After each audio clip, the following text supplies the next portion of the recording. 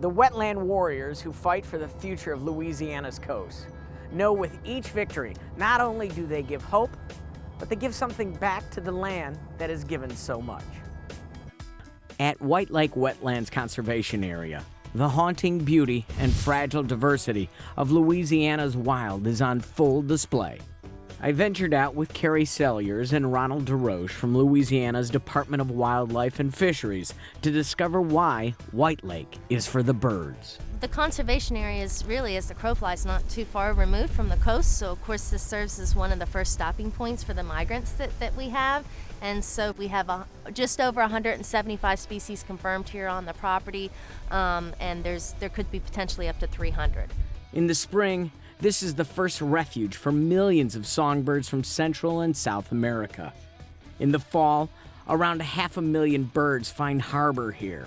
Mallards, spoonbills, herons, and geese are all spotted here. During these times, seeing 100+ species a day is the rule, not the exception.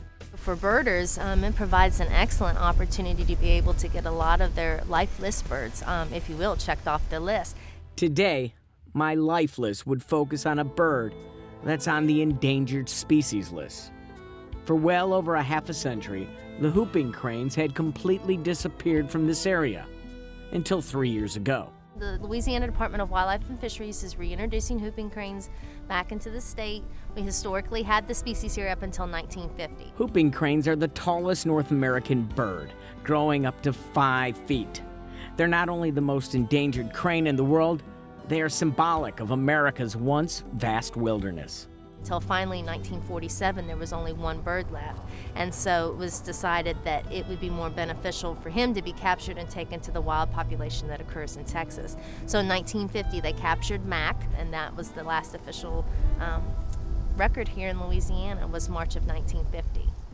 That was until 2010, when a flock, which was raised in Maryland, was flown by private airplane to Louisiana. And at that point in time is where we release them out at the pen here at White Lake, and they stay in the acclimation pen for a short amount of time, and then the birds are banded and transmitted, so that way we can keep up with them, and then we release them out onto the landscape. Every precaution is taken to reintroduce this natural treasure to the wild, including having everybody wear a crane suit. The birds are raised by costumes. That way the birds don't realize that there's human interaction with them while we're working with them. The get-ups keep the cranes from associating humans with anything positive. It also allows the teenage hoopers to learn from these pantomime adults. That it's a good way to teach them crane behaviors. So if you see something or hear something, you can kind of look up at the sky and imitate like they would. You can act like you're probing down in the mud, doing feeding behavior. You can also preen yourself, like you're checking out your feathers, preening yourself, getting yourself ready for your hot date. So it allows you to be able to imitate crane behaviors that essentially they associate the adult would be showing them how to do. Hey, you come here often? Teenagers. It's when you first see the hoopers, and you see their imposing wingspan with their black tips, that you realize what was almost lost.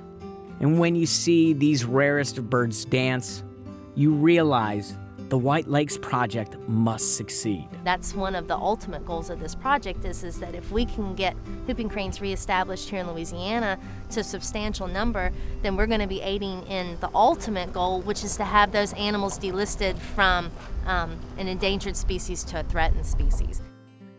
It's been a humbling experience. You think about it when you go in and you work with these animals and you think, okay, there's only 600 of them in the world and I've got 14 of them within X amount of distance of me. So it's humbling every time I go in there.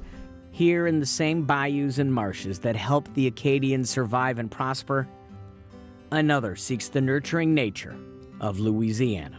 The whooping crane has the will to survive. They literally came from 21 animals to where they are today. It's an amazing progress, and it's been a slow fight, but they've still got it in them. And I think that, like I said, the Louisiana Project is just going to continue in that direction.